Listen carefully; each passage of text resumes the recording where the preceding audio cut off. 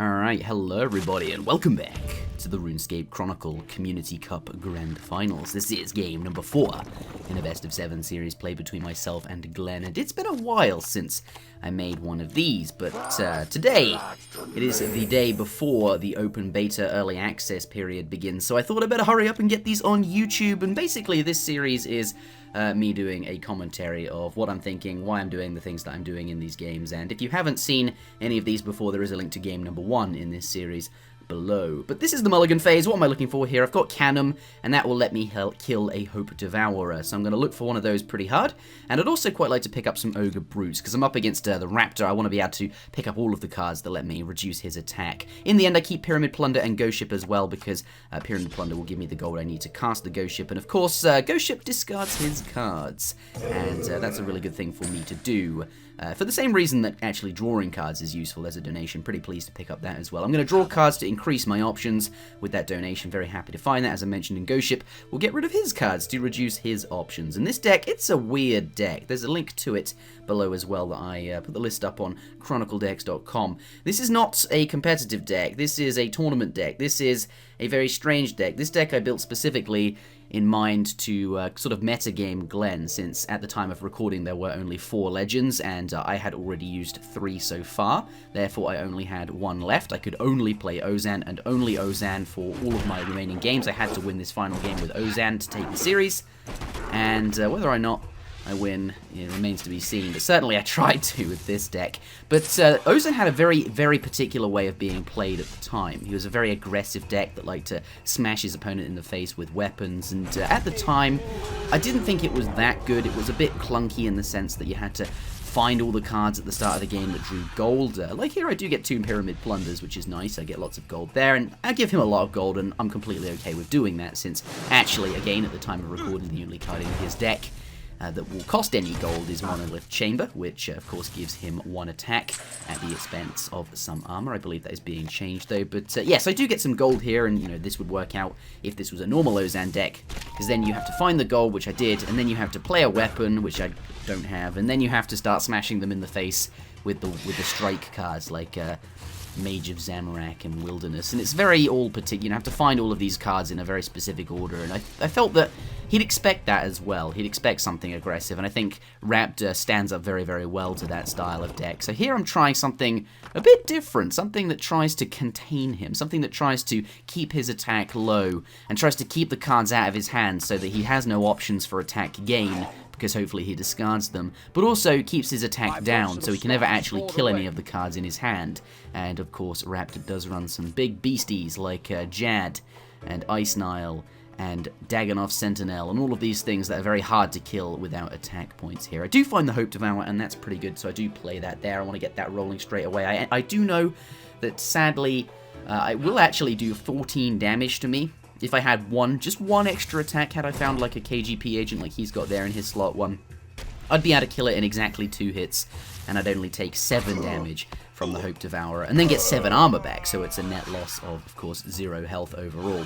Here, though, it's going to be a net loss of 7 health overall, but it's still okay to kill it, because I need to start reducing his attack, and this one also gives me attack as well, so 2 things in a single card slot, very efficient, and I have plenty of health to, of course, be doing that with. I'm not going to be dying randomly. It's not an aggressive deck he's running. I know what list he's most likely running. It's the Dark Strike Raptor that tries to get its attack up quite quickly, and then in chapters 3, 4, or 5, it likes to try and strike you down. But right now, he does not have enough attack to combo me out with a Dark Strike combo from, say, a Dark Beast and a Tokash. So I can take lots and lots of damage from my Hope Devourer, and that's completely okay. I'm no threat right now here on Chapter 2, but there's a Fishing Trawler.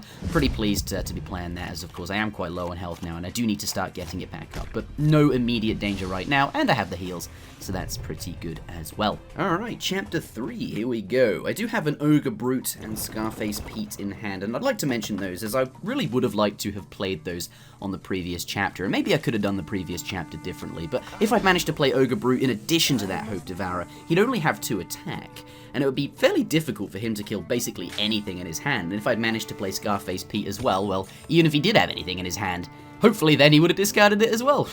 But sadly, it's fairly kind of impossible to kill Ogre Brute, Scarface Pete, and Hope Devourer all in that same chapter, as I'm already on very, very low health, and at the moment considering an Ogre Brute in slot 1 there, to try and get his attack down even lower, try and contain him even more. But I'm thinking, you know, I'm not that stupid, really. Like, he randomly placed a Wilderness on Chapter 1. It's not unlikely that he has a second copy or some other kind of strike. And if he strikes me at all, then, you know, I'm going to take damage from that, plus the 6 that Ogre Brute will deal to me, plus the 2 I take fighting the actual creature, and all of those things combined would kill me. So, in the end, I do go for a heal and choose to play a Monkfish instead of the Tetsu, the full Tetsu in this slot, because I think to myself, well, he only has 3 attack, there's no way he's going to be able to combo me out. I only need 8 health to be safe, and it's better to play Monkfish sooner rather than later, so that he can heal him up, and then he can start tanking his health back down by killing creatures.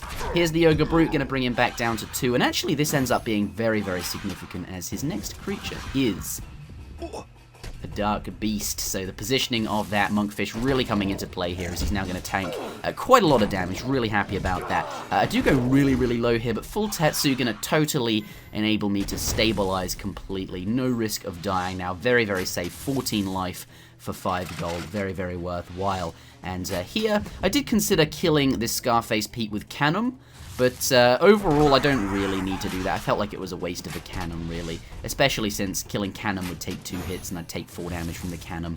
And, I don't know, it's not really saving me anything. I kill Scarface Pete in exactly 3 hits. I don't need that 4 temporary attack. It's not really that useful, and I can save the other cannon for the Hope Devourer should it turn up. Discard 2 Dagannoth fledglings and a Tokash from his hand, so I'm pretty happy that the Tokash is gone. That makes it much less likely that I'll randomly lose, but to be honest, I'm not really afraid of dying at all. He only has 2 attack. I've done a very good job of containing him. That's the whole point of the deck, to keep his attack low, so it makes it very difficult for him to kill any of his creatures, and to discard the cards in his hand, so should he find anything that he can actually kill, well, hopefully he'll discard that as well, and it just makes the whole process of playing his deck very, very tough.